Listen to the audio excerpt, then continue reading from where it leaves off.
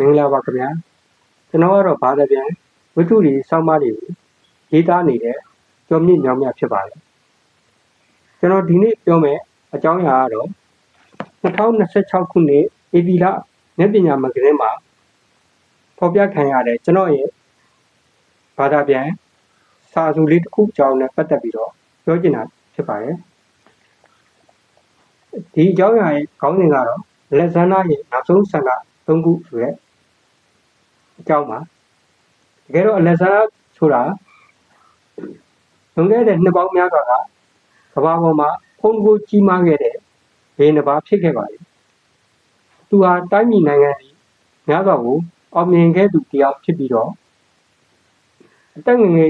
net, Quellon Dogeba. To our the season. Chima, သူ့ရဲ့အောင်မြင်မှုဟာသူ့အရွယ်နဲ့မလိုက်အောင်မြင်မှုကြီးအများကြီးရခဲ့တဲ့ဘုရင်တစ်ပါးလည်းဖြစ်ပါတယ်။သူဟာတတိရှိပြီးတော့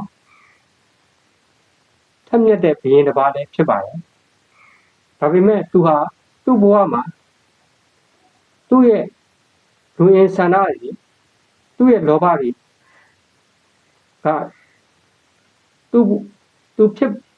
သူ့ဆန္ဒတိုင်းသူဖြစ်မလာခဲ့တာကိုဒီအကြောင်းနဲ့ຢာတွေရတယ်ဖော်ပြထားပါတယ်ဒါကိုကျွန်တော်ကဘာသာပြန်ပြီးတော့ရေးသားထားခဲ့ပါတယ်ဒါနဲ့ပတ်သက်ပြီးတော့ဒီမဂ္ဂဇင်းမှာပါတာလေးကိုကျွန်တော်ပြောပြပါမယ်အရင်ဦးဆုံးအခါကဘုရင်အလက်ဇန္ဒာအဘွယ်အသိဉာဏ်ထူးသူနှစ်ဦးနဲ့တွေ့ဆုံခဲ့ပါတယ်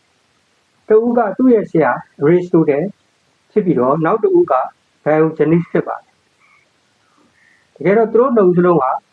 အရစ်စတိုတယ်ဟောဘယ်ဂျနီစ်ကိုနှစ်ယောက်စလုံးကထိုခေတ်ထိုချိန်ကကာလကဂရိနိုင်ငံမှာသင်ရှားကြကြတဲ့တွေးခေါ်ပညာရှင်နှစ်ယောက်ဖြစ်ပါတယ်သူတို့ဟာလက်ဇနာဘုရင်ရှိစဉ်ကာလမှာလူသိများဆုံးအောင်မြင်ဆုံးတွေးခေါ်ခြင်းတွေဖြစ်ကြပါတယ်။ဒါယိုဂျနီစ်ကအမြဲတမ်းတက်ကြွပျော်ရွှင်နေတဲ့သူပါ။တနေ့တော့အလက်ဇန္ဒာကသူနဲ့တွေ့ပြီးတော့ဒါယိုဂျနီစ်ကိုပြောပါတယ်။အသင်ဟာကျွန်တော်မနာလိုဖြစ်ရတဲ့ပထမဦးဆုံးလိုပဲဖြစ်တယ်လို့အလက်ဇန္ဒာဒါယိုဂျနီစ်ကိုပြောလိုက်တဲ့အခါဒါယိုဂျနီစ်ကအသင်ကကြီးမြတ်တဲ့ဘုရင်တစ်ပါးဖြစ်ပြီးတော့အရာရာရရှိပိုင်ဆိုင်နေတာမို့ဒီစကားကြားရတာထူးဆန်းနေပါတယ်။ကဘာကြီးရဲ့နေရာအများစုကိုသင်အောင်မြင်မှုရယူထားပြီးမကြာခင်မှာအကြီးမြတ်ဆုံးဧကရစ်ဘုရင်တစ်ပါးဖြစ်လာမယ့်သူပါ။ဒိုင်ယိုဂျနီစ်ကပြောပါတယ်။ဆက်ပြီးတော့ဒိုင်ယိုဂျနီစ်က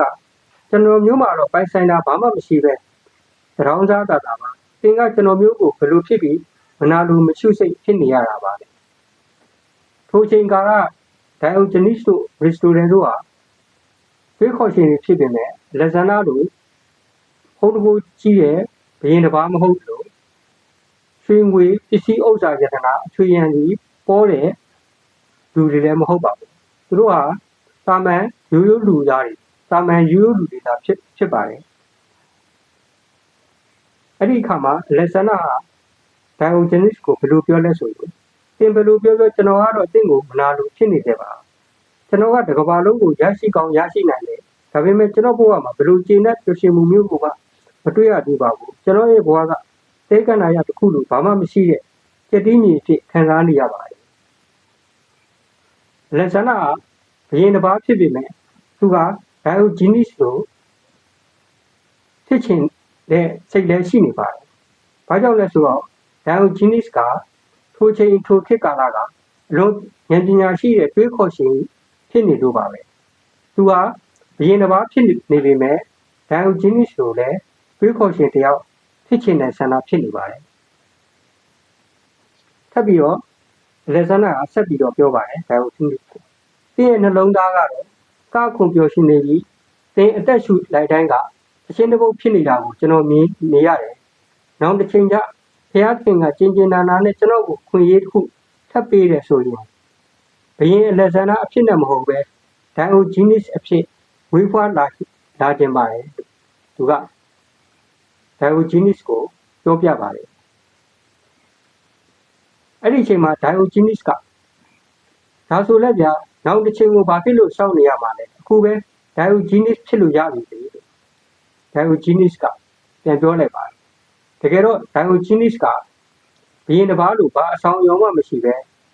တာမန်လူတစ်ယောက်လိုနေတဲ့သူဖြစ်တဲ့အတွက်သူ့လိုဖြစ်လို့ရနိုင်တယ်အဓိကလိုအပ်ချက်ကတော့အရာရာကိုစူးစမ်းဆင်ခြင်ပြီးတော့တွေးခေါ်မျှော်မြင်နိုင်မှုရှိနေဖို့ပါပဲအဲ့ဒီလို Diogenes တုံ့ပြန်ပြောဆိုမှုကြောင့်လက်ဆန္ဒအံ့အားသင့်သွားသူကအခုလာမဖြစ်နိုင်ပါဘူးလက်တွေ့လည်းမကြပါဘူးကျွန်တော်ကကဘာကြီးကိုနိုင်ယူဆိုးမှုဖို့လုပ်နေသူပါအရင်ဦးဆုံးဒါကိုပြည့်ပြည့်အောင်လုပ်ပြီးမှဒီကိစ္စကိုစဉ်းစားလို့ရနိုင်မယ်လက်ဆန္ဒက Diogenes ကိုပြန်ပြောပါတယ်လက်ဆန္ဒက Diogenes ကအခုပဲသူ့လိုဖြစ်လို့ရပြီလို့ပြောလိုက်တယ်နဲ့ဆန္ဒတွေများနေတဲ့လက်ဆန္ဒကဒေါ်လို့စေသူ့ဆန္ဒမပြေဝမှုအတွက်သူဟာသူ့ဆန္ဒကိုဖြည့်ဆည်းဖို့အတွက်ကိုသူဟာ Diogenes မလုပ်ချင်သေးပါဘူးသူ့ရဲ့ဆန္ဒကတော့ဒီကဘာကြီးတစ်ခုလုံးကိုသူဟာတိမ့်ပိုက်ချင်နေတဲ့ဆန္ဒမျိုးဖြစ်နေလို့ပါပဲအဲ့ဒီအချိန်မှာ Diogenes ကကျွန်တော်စကားကိုတည်တည်ချာချာမှတ်ထားပါသင်ဘယ်တော့မှဒါကိုပြီးဆုံးအောင်လုပ်နိုင်မှာမဟုတ်ဘူးသင်ပဲအရင်ရှုံးပြရမှာဘလို့လူကမှသူတို့အလုပ်တွေကိုပြီးဆုံးအောင်မလုပ်ခဲ့ရပါဘူး Diogenes ကပညာရှိပြီးဘုရင်အလက်ဆန္ဒကိုပြောပြလိုက်ပါတယ်တကယ်တော့ Diogenes ကတွင်တင်ဆုံးမချက်တရားလူဘဝမှာလိုက်နာစရာမှတ်သားစရာသင်ခန်းစာတစ်ခုဖြစ်ပါတယ်ဒီလိုနဲ့ဘုရင်လက်ဆန္ဒနဲ့တွေးခေါ်ရှင် Diogenes တို့နှုတ်ဆက်လမ်းခွဲလိုက်ကြအဲ့ဒီနောက်တော့လက်ဆန္ဒတိုင်းနိုင်ငံတွေကိုဆက်လက်တိုက်ခတ်အောင်မြင်ပြီးတော့အိန္ဒိယကိုအောင်မြင်အောင်ကြိုးစားဖို့အတွက်သူဟာအိန္ဒိယနိုင်ငံကိုလည်းသူဟာတိုက်ခိုက်ခဲ့ပါတယ်ဒါပေမဲ့အကြောင်းကြောင့်သူဟာအိန္ဒိယကိုမရလိုက်ပဲနဲ့နောက်ဆုံးမှာသူဟာဂရိကိုပြန်လာခဲ့ရပါတယ်အဲ့ဒီအပြန်လမ်းမှာတဲ့ဘုရင်လက်ဆန္ဒ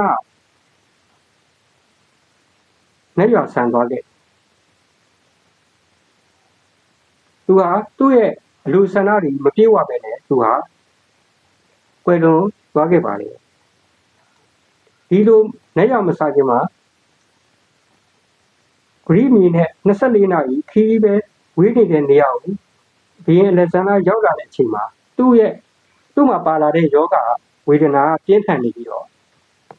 သူဟာအသက်ရှင်နေဖို့အတွက်ချိန်သိမ့်မလို့တော့ပါဘူးနန်းနသမားတော်ကြီးပြသူ့ယောဂကိုဘလို့မှကုသကယ်တင်ခြင်းမရှိနိုင်ဘူးလို့ဆိုပါတယ်ဒါပေမဲ့သူကနန်းနသမားတော်ကြီးကိုသူ့ရဲ့ဆန္ဒကိုသူပြောပြတယ်သင်တို့အခုချိန်မှာဘာလို့ပဲအလိုရှိပါတယ်ကျွန်တော်ပေးနိုင်တယ်ကျွန်တော်ကိုအနည်းဆုံး24နာရီလောက်တော့အသက်ရှင်အောင်ထားပေးပါကျွန်တော်မေရော့စီကိုအရောက်ပြန်လာခဲ့မယ်လို့တတိပေးထားလို့ပါဒါကြောင့်ကျေးဇူးပြုပြီးကျွန်တော်ကိုအသက်ရှင်အောင်လုပ်ထားပေးပါကျွန်တော်မသေးခင်မေရော့ကိုတွေ့ချင်လို့ပါ Diogenes ကအိန္ဒိယကိုသူမရဘူးသူ့ရဲ့ဆန္ဒမပြေဝဘူးအဲ့ဒီတော့နောက်ဆုံးသူကွယ်လွန်ကန်ဒီမှာနောက်ထပ်ဆန္ဒတစ်ခုအနေနဲ့သူဟာသူ့ရဲ့မိခင်ကိုသူပြန်တွေ့ကျင်သေးတယ်ပြန်တွေ့ပြီးမှသူဒီလက်တီပေါ့အဲ့လိုမျိုးဆန္ဒရှိခဲ့တယ်ဒါပေမဲ့ဓမ္မတော်ကြီးတွေကသူ့ကိုပြန်ပြောတယ်မနှက်ဖန်ဆိုတာမသေးချာမီယာမို့ဒီမျိုးဖြစ်တဲ့လူကဂရိတွေမပေးသင့်ပါဘူးဆိုပြီးတော့ဆရာဝန်တွေကဓမ္မတော်ကြီးတွေကဒါဘုရင်လက်ဆန္ဒကိုပြောပြလိုက်ပါတယ်တကယ်တော့မိခင်နဲ့တွေ့ဖို့ဆိုတာလည်းမသေးကြတော့ပါဘူးသူ့ရဲ့ယောဂပြင်းထန်နေတဲ့အတွက်ကြောင့်ပါအဲ့ဒီနောက်တော့ဘုရင်လက်ဆန္ဒကသူလိုချင်တဲ့သူဖြစ်ချင်တဲ့ဆန္ဒတွေကအခုမှမပြေဝခဲ့ပဲနဲ့သူဟာ Diogenes လိုဖြစ်ချင်တယ်ဒါပေမဲ့ Diogenes ဖြစ်ဖို့အတွက်ကိုသူဟာတခြားလူချင်းတဲ့ဆန္ဒတွေကိုသူဟာပြေဝအောင်လို့သူဟာကြိုးစားပြီးတော့ကြိုးစားခဲ့ပေမဲ့သူဟာနောက်ဆုံးတော့သူဟာကွယ်လွန်သွားခဲ့တယ်သူမကွယ်လွန်ခင်မှာသူကဘာကိုပြောခဲ့လဲဆိုတော့ကျွန်တော်ရဲ့ငါရဲ့လက်တွေကိုခေါင်းတလားရဲ့အပြင်ဘက်မှာထားပြီးပါဘာကြောင့်လဲဆိုတော့ငါလက်ရှိပလာနဲ့ဒီလောကတွေကနေခ ထွက်ခွာသွားရတာကိုလူတိုင်းသိစေခြင်းတို့ပါလို့ပြောပြလိုက်ပါပြောပါတယ် သူဟာသူ့ကွယ်လွန်တဲ့ခါမှာသူ့အလောင်းရဲ့သူ့ရဲ့ခေါင်းကိုသူ့ကိုထည့်ထားတဲ့ခေါင်းမှာအပေါက်ဖောက်ပြီးတော့ဘေးဘက်မှာလက်ကလေးနှစ်ဖက်ကိုထုတ်ပေးပြီးတော့သူဟာတကယ်တော့လူလောကကြီးမှာသူဟာအသက်ရှင်နေခဲ့ပြီမဲ့ဘာလို့မှသူဟာယူမသွားနိုင်ဘူးဆိုတာကိုနောက်လူတွေသိအောင်လို့သူဟာပြောပြလိုက်ပါဒီအကြောင်းအရာမှာဘာကိုပြောချင်လဲဆိုရင်ဘဝဆိုတာတူတောင်းလုံးပြီးတော့ရေမန်းချက်တွေကလွန်စွာဒီမှလွန်စွာများပြားနေပါတယ်ဒါကျွန်တော်တို့လူသားတွေကလူဖြစ်လာတဲ့ဟာလူချင်းဆန္ဒတွေကများတယ်ဒါပေမဲ့တကယ်ကြတော့ကျွန်တော်တို့လူချင်းဆန္ဒတွေကအများနဲ့မပြေဝတတ်ပါဘူးဆိုတော့ပြောပါတယ်လူရင်ဆန္ဒတွေကလူရင်ဆန္ဒတစ်ခုပြီးတစ်ခုဖြစ်လာတယ်ဟိုဒီတစ်ခုဖြစ်ပြီးနောက်တစ်ခုလည်းလူကဖြစ်ကျင်တယ်အဲ့လိုဆန္ဒမျိုးဖြစ်တယ်ဒါပေမဲ့အဲ့လိုဆန္ဒမျိုးကိုဘလောက်ပဲဖြစ်တကယ်တော့နောက်ဆုံးမှာကိုဖြစ်ကျင်တဲ့ဆန္ဒကဘယ်တော့မှထပ်ပြီးတော့မဖြစ်လာနိုင်ဘူးဆိုတာကိုဒီအကြောင်းအရာတွေကပြောပြထားပါတယ်ဒါနဲ့ပတ်သက်ပြီးတော့ကြည့်ရှုသူပေးသက်တွေလည်းသင်ခန်းစာစုံတစ်ခုရပါစေလို့ကျွန်တော်ညွှန်နေမိပါတယ်ကျေးဇူးပါ